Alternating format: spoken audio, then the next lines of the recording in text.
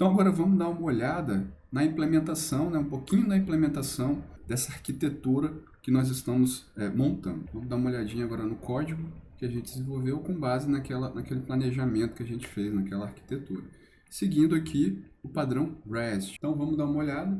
Primeiramente, nós construímos uma interface, chamamos de eRouter, para poder organizar um pouco melhor as diversas chamadas dentro dos nossos serviços. Para também organizar essas chamadas, nós criamos a classe Router, que implementa essa interface. E aí, um dos objetivos de utilização da interface, eu quero o quê? Eu quero padronizar as chamadas dessa classe.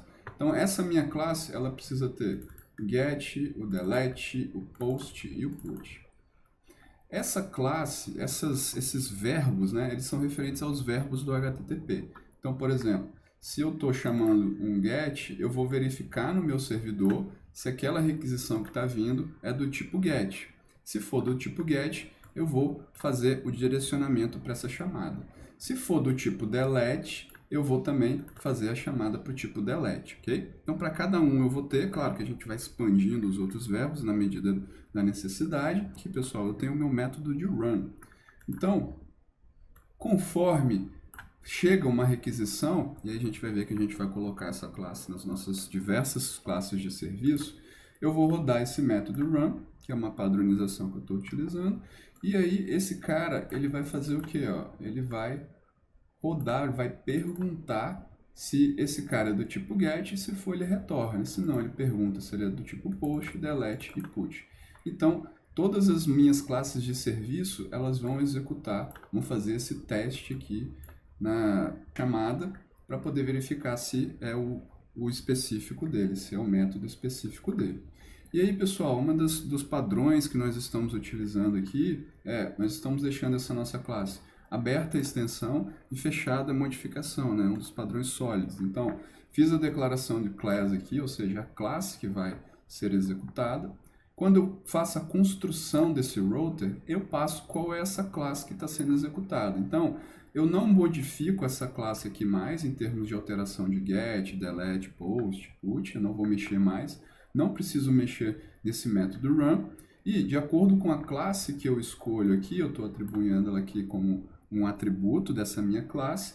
E aqui embaixo, dado que chegou um get, como eu estou chamando ela aqui novamente, essa classe ela vai ser chamada.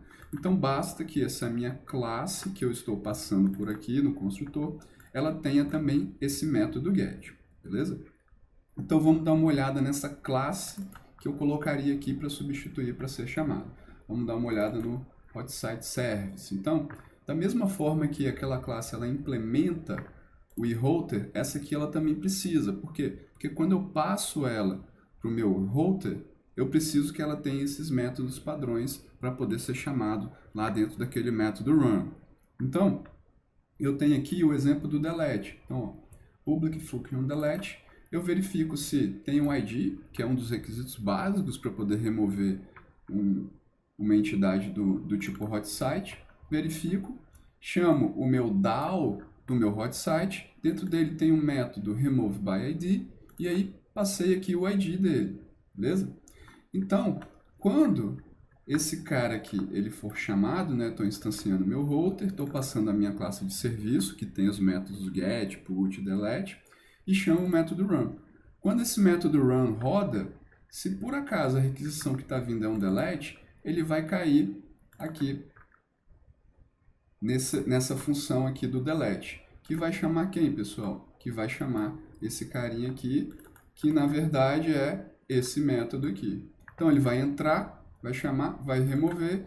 Claro, tem algumas verificações de validade, né? Então se não tiver ID, né, a gente dá um erro, pode parar, tem uma exceção aqui. Então aqui ele vai remover removeById. E aí vamos dar uma olhada no removeById. Seguindo aí, importante, né? Seguindo a nossa implementação REST, claro, sempre refatorando, modificando e evoluindo o nosso código. Então aqui eu tenho a remoção do meu item. Ainda faltam algumas verificações, por exemplo, se o usuário ele tem autorização para remover esse recurso, né? Ou se ele também está logado no sistema. Então tem algumas coisas que a gente ainda precisa verificar antes de fazer isso aqui. Mas basicamente eu tenho aqui a remoção. Verifico se deu certo aqui a remoção, e aí eu posso responder de novo. Aqui a gente está evoluindo o código, não necessariamente a gente precisa de colocar o HTTP response aqui diretamente no nosso modelo. Então aqui nós temos aqui a resposta do HTTP para quando esse cara ele dá errado. Então ele não achou esse recurso para ser deletado, eu vou responder o meu HTTP 404. Então, pessoal, o importante aqui também, lembrando aí do padrão REST, é que em vez da gente responder no corpo da mensagem, não foi possível remover esse recurso, né, onde a gente estaria gastando uma quantidade de bytes ali na requisição, a ideia é o quê? É responder utilizando o próprio conjunto de códigos de erro que o HTTP já tem disponível. Então, esse cara aqui é um deles. Então, está dizendo, olha, não achei, not found. Se a gente for mais a fundo aqui e abrir dentro do serviço, e aí eu coloquei para vocês o link aqui de algumas explicações de o que acontece em cada passo dessas requisições. Então vamos abrir esse carinha aqui só para vocês terem uma ideia e dar uma olhada qual é a recomendação de resposta, de código de resposta. Então, pessoal, abri aquele link que está disponível para vocês. Se a gente olhar aqui, a gente tem já direitinho o que eu preciso fazer quando um recurso ele é deletado dentro do meu sistema. Então, ele tem aqui direitinho para cada tipo de coisa que acontece. Então, por exemplo, se deu certo, eu respondo com 200. E aqui, ó, importante, se eu estou deletando, né, o meu recurso e ele já foi removido, ou seja, ele não foi encontrado, eu posso retornar um 404. E aí, pessoal, o HTTP e aí o REST são as boas práticas, digamos assim, de utilização desse protocolo. Então, ele já tem diversos códigos de retorno que me fazem que eu não precise responder, por exemplo, deu certo, ok, recurso removido. Então, eu posso utilizar esses retornos para alguma informação mais relevante para o meu sistema, para o meu cliente. Então, pessoal, nós podemos testar a nossa API mesmo sem ter uma interface gráfica ou ter que produzir algum código. Então, eu vou utilizar aqui o Postman, uma ferramenta bem interessante para fazer esses testes. Basicamente, eu coloco aqui qual é a URL do recurso que eu estou querendo que seja utilizada, né, para onde ele vai enviar. E aqui, ó, eu tenho todos os métodos do nosso HTTP que eu posso utilizar nessas requisições. Lembrando que o GET eu posso também fazer no navegador. Então, eu posso fazer também no navegador, mas o post fica um pouco mais complexo de eu construir lá no navegador sem ter que produzir código. Então, por exemplo, aqui ó, eu tenho a execução desse recurso, que é o meu serviço que responde sobre o hot site, pedindo do usuário com ID 1. Então, esse cara aqui retorna a informação que está vindo do meu servidor. Então, ele tem que ele achou, ó, então tem um hot site nesse path e ele tem esse ID.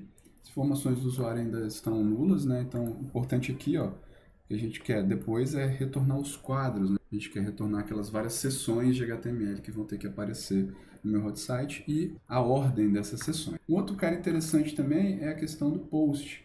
Então, no post eu já não vou ter parte aqui de cima, mas lembrando que eu estou utilizando a mesma URL para fazer todas essas requisições. Então, o delete, o post, o get, todos eles utilizam a mesma URL do recurso, a mesma entrada. O que vai variando é o que eu estou querendo fazer lá em cada um desses passos. O URL aqui, estou colocando agora no meu body. Então é como se eu estivesse criando um formulário aqui para esse cara. E aí vou fazer o meu post. Ó. Aqui eu tenho que ele respondeu 200, ok? E aí eu tenho o retorno. Então ele criou esse meu hot site e retornou o path e esse novo ID que esse hot site acabou de ser criado, então atribuiu-se um ID novo para ele. Então, pessoal, se eu quiser testar, por exemplo, agora o delete, né? Selecionei o delete aqui, coloquei o ID, que é o parâmetro que ele espera lá no meu servidor. Então, ó, vou remover, enviei status 200, ou seja, ele conseguiu remover o recurso, ele não precisa retornar nada. E se eu tentar executar a mesma requisição novamente, eu vou ter um not found, ou seja, esse recurso ele não existe mais no meu servidor. Então você imagina que se você fica tentando diversas vezes e você retornou o recurso correto, a resposta correta, a infraestrutura que está ali no teu servidor, no cache, no meio do caminho, no seu load balance, ele pode passar a negar esse tipo de requisição, porque ele percebe que é um delete e não foi encontrado, e não faz sentido ficar gastando o recurso do teu servidor e até o banco de dados para poder verificar que ele não existe, esse recurso. Beleza, pessoal?